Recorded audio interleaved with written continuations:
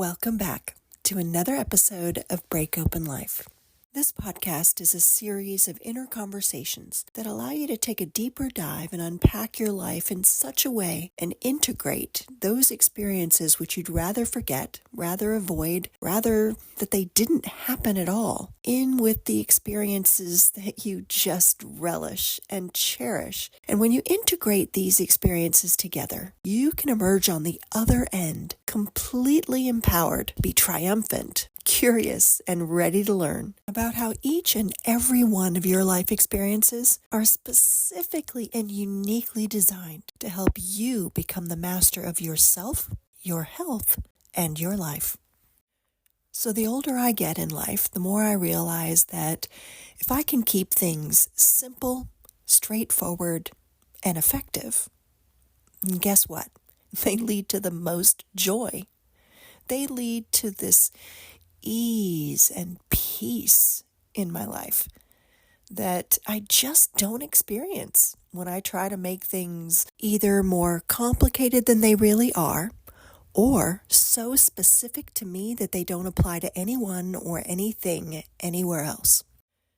I once heard Tony Robbins distill something down into such a simple way that I thought there is no way that this could work. And then I thought, you know what? I'm going to give it a try. And when I started implementing what he said, I realized how profoundly different I was showing up in the world, how profoundly different I was able to listen to people, receive people, and also contribute back to them. And what he said was this: imagine that there were only two kinds of communication in the world that people make. That's it, just two. He said people are either going to communicate in a way that is an expression of love or a cry for help. I was like, you got to be kidding me. That's insane. You can't just distill everything down in those two ways. And here's what happened. So when I decided to try that on and act as if that were true, what I discovered was if what I heard didn't sound and feel to me like an immediate expression of love from this other person, something that wanted to connect with me, synergize with me, harmonize with me, and absolutely make me feel seen and heard, then instead of me interpreting it as something that was designed to offend me and upset me, undermine me in some way, shape, or form, or insult me, I'd find myself doing this little check yourself before you wreck yourself moment thing. And I would ask myself, if all communication is either an expression of love or a cry for help, and I don't feel loved right now, then how exactly are they crying for help? And it turned my listening into this thing where I was trying to understand what people were trying to say to me instead of trying to think about what I thought about it. In other words, I wasn't trying to judge whether what was coming out of their mouth was good, bad, right, or wrong. I was actually listening to see how what they just said was landing over here with me. How did I feel about it? Did I feel appreciated, loved, liked, wanted, needed? Did I feel something pleasant over here after what they just said? And here's the thing. If I didn't, if I felt unpleasant, disturbed, triggered, reactionary in any way, shape, or form, it immediately allowed me to shift. And instead of focusing on the negativity of what I was experiencing, I would immediately go, I wonder what that was about. I wonder what they were just trying to say, because I don't feel so good right now. And it allowed me to give people the benefit of the doubt. Because again, if you accept the premise that all communication is either an expression of love or a cry for help, if I'm not feeling too loved right now in this moment, then you must be crying for help. So let me see. What is it that you need over there? What are your concerns? What are your worries? What are your doubts? What are your fears? What are you angry about? What are you upset about? What is it that you need to express? What is it that you're not feeling heard about? Where is it that you are feeling less than or not enough? What is going on over there with you? What I very quickly discovered about this approach is that instead of seeking to vilify the other person instantly because I was feeling unpleasant over here, I would find myself seeking to understand them. Because you don't go making someone wrong when they're asking for help. So if you assume that if anything feels unpleasant over here, that it's because they're asking for help, I know, it's weird. It's like a reframe, right? Because someone could be insulting you. You could be in the middle of an argument. And the next thing that they come out of their mouth is, you blase, blase, blah, blah, blue. And in your mind, again, you have to accept this premise that Tony Robbins put. Okay, I'm not feeling too loved right now. And if there's only two kinds of communication, it's either an expression of love or a cry for help, then you're not allowed to vilify that other person. You're not allowed to make them wrong. You're not allowed to shame them, blame them, or guilt them for what they just said. You have to show up and go, oh my gosh, you need help. What's going on? How can I help? How can I make things different? What is it that I'm not seeing or understanding or knowing about what's going on over there with you right now?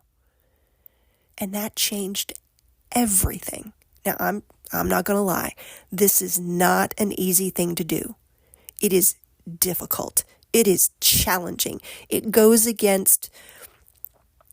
Sometimes it goes against every fiber of your being because you're just like so enraged or so triggered over here that you just want to lash back out and you want to make them sorry for whatever it is that they said, didn't say, did, or didn't do. Like that's just instinctive. That is perfectly normal. It doesn't work really well. It definitely doesn't lend itself to creating a smooth relationship. It definitely doesn't lend itself to cooperation and negotiation and understanding and peace on earth and all the things. It doesn't help at all. But if you can manage to flip it, if you can manage to focus on the fact that someone else needs help, that they need your understanding, they need you not to be triggered in that moment, they need you to give them grace for the fact that they're not being kind, pleasant, joyful, cooperative person at the moment. And there's a reason behind that. There's a reason that they're acting this way. There's a reason that they're doing and saying the thing that in this moment is making you, unfortunately, feel unpleasant. I'm telling you, if you can just grasp this concept and find ways to practice it each and every day, it will completely revolutionize the way you hear people. I have no idea when I first heard the statement, seek to understand before you seek to be understood. But it is the quintessential key to being able to create relationships and maintain harmony between relationships that you have in your life. Here's the thing. The way we hear people isn't necessarily the way they wished and wanted and intended to be heard. Come on, think about it. How many times have you said something to somebody and they completely misunderstood and misinterpreted what you said and how you said it? Maybe you just weren't really paying attention to the tone and it kind of did have a little bit of an attitude and they were justified in thinking the things that they were. But the point of the matter is, how often have you been misunderstood? How often have you been thinking something, but then you didn't really take the time to give it context, and you didn't take the time to check your tone or to check the facial expression that you had at the same time that you delivered it, whatever it was that you said? It landed the wrong way. It landed in a way that you did not intend. It had an impact that was not your goal. You had to find yourself walking backwards and taking back what you said and saying, oh, no, wait a minute. No, that's not at all what I meant. Here's what I meant to say. When you look at someone, when you have an expression on your face, choose a particular sentence or a particular word in a particular sentence. When you make a gesture, when you roll your eyes, when you use a tone, these things impact people. Now, if you can understand that when you're on the delivering end, why is it that we can't seem to understand that when we're on the receiving end? It's like we suddenly forget that there's another person in the room. We're always on the side of what I think and what I say and what I mean and what I interpret and what I understand is the only way that there is. And that's such a bunch of BS, you guys. Everybody needs to have some grace. Every moment of every day, things are impacting us. We're thinking about the moment we just left. We're thinking about the conversation we just had. We're thinking about the experience we just had, and now we're on to the next thing. And sometimes we haven't cleared it all. We haven't come to terms with it all. And so we bring that baggage with us into the next moment. And if we can understand that, if we can understand that when someone walks into the room and they start a conversation, if it doesn't sound pleasant and it doesn't sound pleasing, we might just want to go, I wonder what just happened before they walked in here. I wonder what just went on in their mind that made them a little absent-minded and not realize that they are now in a new room with a new person, and I have no idea what just happened before. So let me take a deep breath. Let me pause. Let me figure out what's missing in this moment. What don't I know about this other person? What don't I know about what they're thinking and feeling and what's going on with them? What is missing that is allowing me to take what just happened personally and as if I'm being attacked?